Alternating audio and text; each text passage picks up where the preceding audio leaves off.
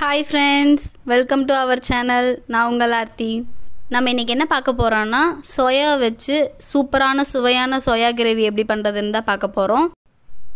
நம்ம வீடியோக்குள்ள போறதுக்கு முன்னாடி நம்ம சேனலை சப்ஸ்கிரைப் பண்ணாதவங்கள சப்ஸ்கிரைப் பண்ணிக்கோங்க. மறக்காம அந்த பெல் பட்டனை தட்டி விட்டுருங்க. அப்பதான் நான் போடுற வீடியோஸ்லாம் உங்களுக்கு உடனே வரும். ஓகே ஃப்ரெண்ட்ஸ், வாங்க எல்லாரும் வீடியோக்குள்ள போலாம். இப்போ ஸ்டவ் ஆன் பண்ணிக்கலாம். ஸ்டவ் ஆன் பண்ணி ஒரு கடாயை எடுத்து வச்சுக்கலாம். வச்சுட்டு அதில் 3 டம்ளர் தண்ணி ஆட் பண்ணிக்கலாம். தண்ணி நல்லா கொதிக்க விடுங்க. இப்போ தண்ணி நல்லா கொதிச்சிருச்சு. நம்ம எடுத்து வச்சுருக்க சோயாவை வந்து அதில் ஆட் பண்ணிக்கலாம். நான் எடுத்திருக்க அளவு வந்து 100 கிராம் எடுத்திருக்கேன். எனக்கு சின்ன சோயா தான் கிடச்சதுனால நான் சின்ன சோயா போட்டிருக்கேன். உங்களுக்கு வேணும்னா நீங்கள் பெரிய சோயா கூட ஆட் பண்ணிக்கலாம். 10 நிமிஷம் நல்லா சோயாவை வேக விடுங்க.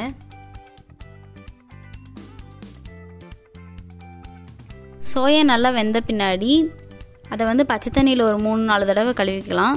கழுவிட்டு அதில் இருக்கிறதெல்லாம் பிழிஞ்சு விட்டு நம்ம ஒரு பிளேட்டுக்கு மாற்றிக்கலாம். நல்லா பிழிஞ்சு விட்ட பின்னாடி அதை எடுத்து ஒரு ஓரமாக வச்சுக்கோங்க. ஸ்டவ் ஆன் பண்ணிக்கோங்க. ஸ்டவ் ஆன் பண்ணி ஒரு கடாயை எடுத்துக்கலாம்.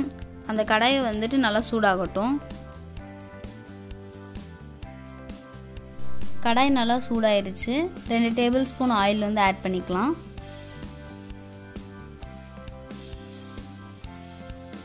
ஆயில் நல்லா சூடானதும் 1/4 டீஸ்பூன் கடுகு. கடுகு நல்லா பொரியட்டும். ஒரு பிரியாணி இலை, ஒரு பட்டை, 2 கிராம்பு, 2 ஏலக்காய் இதெல்லாம் போட்டு நல்லா கிளறி விட்டுக்குவோம். இந்த ஸ்டேஜில் 1 டேபிள் ஸ்பூன் இஞ்சி பூண்டு பேஸ்ட் ஆட் பண்ணிக்கலாம். அதையும் நல்லா கிளறி விட்டுக்கோங்க. அடுப்பை வந்து மீடியமாகவே வச்சுக்கோங்க. இஞ்சி பூண்டு பேஸ்ட் வந்து கருகிறதுக்கு வாய்ப்பு இருக்குது.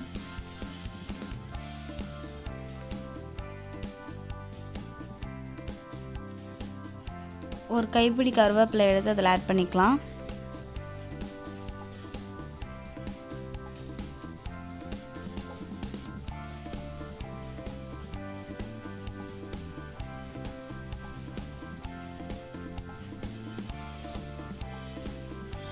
ரெண்டு பச்சை மிளகாய் எடுத்து அதை கீறி விட்டு அதிலையும் ஆட் பண்ணிக்கோங்க.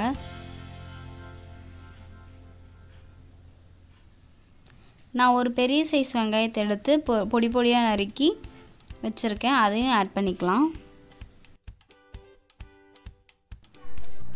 வெங்காயம் நல்லா பொன்னிறமாக வர வரைக்கும் கிளறி விட்டுக்கலாம். வெங்காயம் நல்லா பொன்னிறமாக வந்துருச்சு. இப்போ மசாலா போடுறதுக்கு வந்து நம்ம ஸ்டார்ட் பண்ணலாம். 1/4 டீஸ்பூன் மஞ்சத்தூள், 1 டீஸ்பூன் கரம் மசாலா, 1 டீஸ்பூன் மல்லித்தூள், 1 டீஸ்பூன் மிளகாய்த்தூள் நல்லா கிளறி விட்டுக்கோங்க.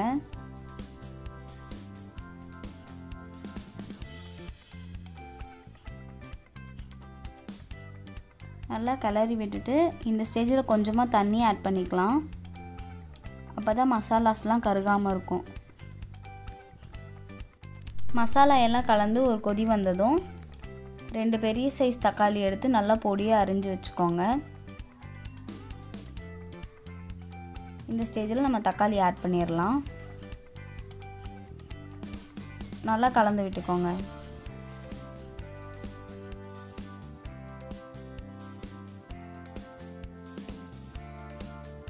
நல்லா கிளறி விட்ட பின்னாடி ஒரு 2-3 நிமிஷம் தட்டு போட்டு மூடி வச்சிடலாம். அது கொதிக்கிற நேரத்தில் நம்ம தேங்காய் பேஸ்ட் ரெடி பண்ணிடலாம். மிக்ஸி ஜார் ஒன்று எடுத்துக்கலாம். 1/2 கப் தேங்காய், ஒரு பட்டை, ஒரு ஏலக்காய், ஒரு கிராம்பு, சோம்பு 1 டீஸ்பூன், சீரகம் 1 டீஸ்பூன், தேவையான அளவு தண்ணி ஊற்றி அதை அரைச்சிட்டு வந்துடலாம். நல்லா பேஸ்ட் மாதிரி அரைச்சிக்கலாம். இப்போ சரியாக 3 நிமிஷம் ஆச்சு. நம்ம பிளேட்டை ஓப்பன் பண்ணி நம்ம அரைச்சி வச்சுருக்க பேஸ்ட்டை அதில் ஆட் பண்ணிக்கலாம். நல்லா கிளறி விட்டுக்கோங்க. தேவையான அளவுக்கு தண்ணி ஆட் பண்ணி அதை நல்லா நம்ம கிளறி விட்டுக்கலாம்.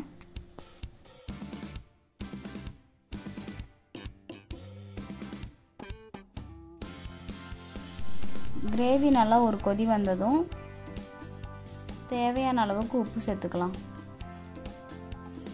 உப்பு சேர்த்து ஒரு கிளறி விட்டுறலாம்.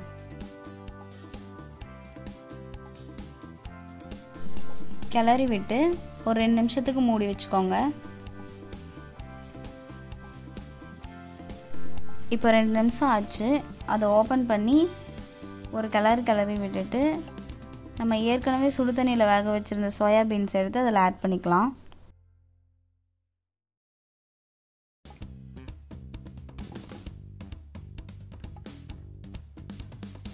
அடுப்பை சிம்மில் வச்சு நல்லா கிளறி விட்டுக்கோங்க.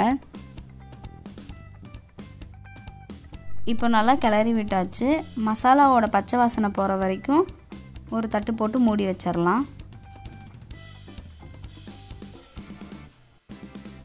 ஓகே ஃப்ரெண்ட்ஸ், நம்ம சுவையான சோயா கிரேவி ரெடி ஆயிடுச்சு. எப்பயுமே இட்லி தோசைக்கெல்லாம் நம்ம சட்னி செஞ்சு சாப்பிட்டே போர் அடிச்சிருக்கோம். இந்த மாதிரி கிரேவி செஞ்சு சாப்பிடும்போது எல்லாருமே விரும்பி சாப்பிடுவாங்க. தோசைக்கு, இட்லிக்கு, சப்பாத்திக்கு இதுக்கெல்லாம் வச்சு சாப்பிடும்போது இது ரொம்ப டேஸ்ட்டாக இருக்கும். நீங்களும் செஞ்சு பார்ப்பீங்கன்னு நான் நினைக்கிறேன். கண்டிப்பாக செஞ்சு பாருங்கள். செஞ்சு பார்த்துட்டு டிஷ் எப்படி வந்திருக்குங்கிறத கமெண்ட் பாக்ஸில் கமெண்ட் பண்ணுங்கள். இன்னும் உங்களுக்கு என்ன டிஷ் பண்ணணுங்கிறதையும் நீங்கள் கமெண்ட் பண்ணிங்கன்னா கண்டிப்பாக அந்த டிஷ் நான் பண்ணி தருவேன். மறக்காமல் சேனலை சப்ஸ்கிரைப் பண்ணுங்கள் ஃப்ரெண்ட்ஸ். லைக் பண்ணுங்கள், ஷேர் பண்ணுங்கள், கமெண்ட் பண்ணுங்கள். ஓகே ஃப்ரெண்ட்ஸ், பாய்.